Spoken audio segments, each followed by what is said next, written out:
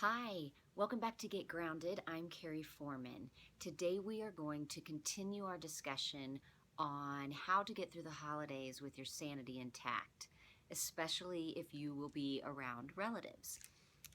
What we're going to talk about is something that I find extremely important in maintaining good relationships in my family, and that is setting boundaries.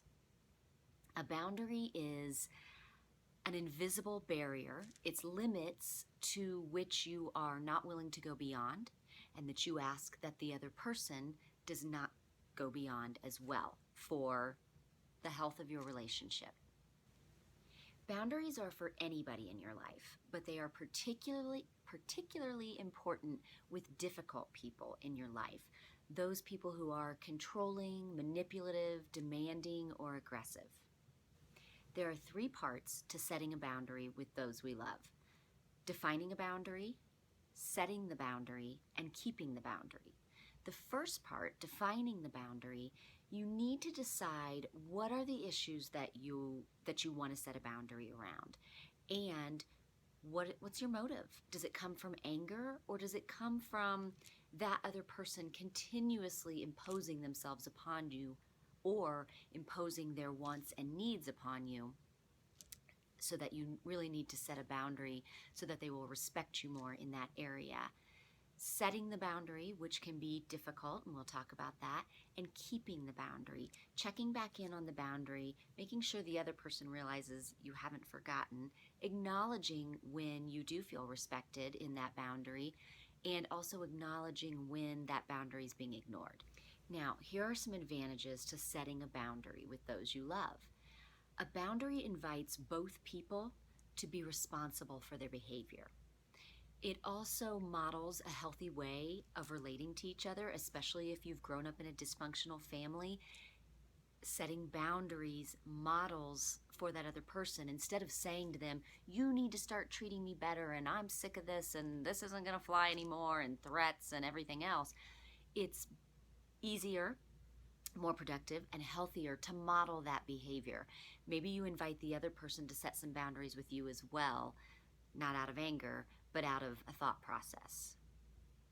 One of the other big advantages to setting boundaries with those we love is it helps define some old rooted roles that maybe we weren't even in our consciousness. It helps define, are you still behaving like a dependent even though you're an adult?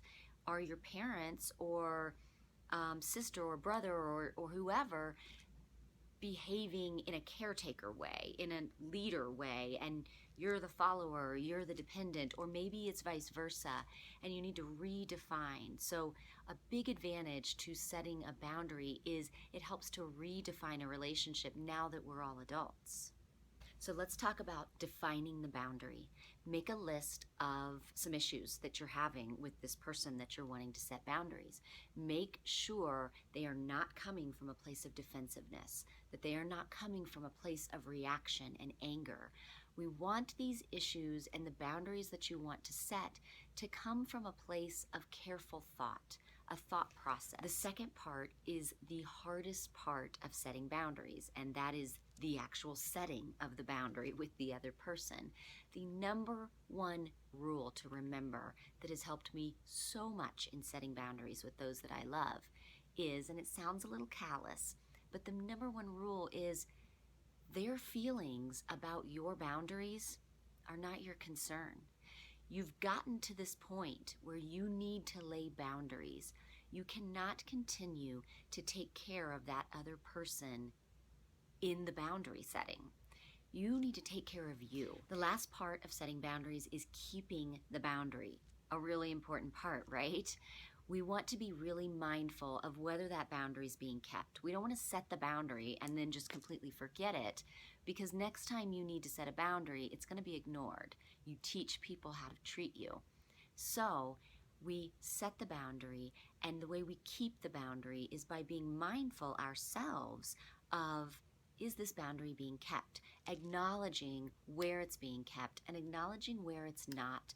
Meeting back and redefining the boundary.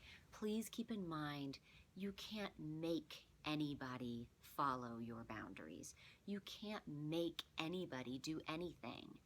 You do, however, have the choice. If the boundaries are not respected, you have the choice to redefine the relationship. You also, again, have the choice to remove toxic people from your life.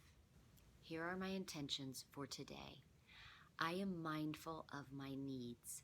I will set boundaries to ensure the people I love the most respect those needs. I am responsible for who is in my life and who isn't in my life.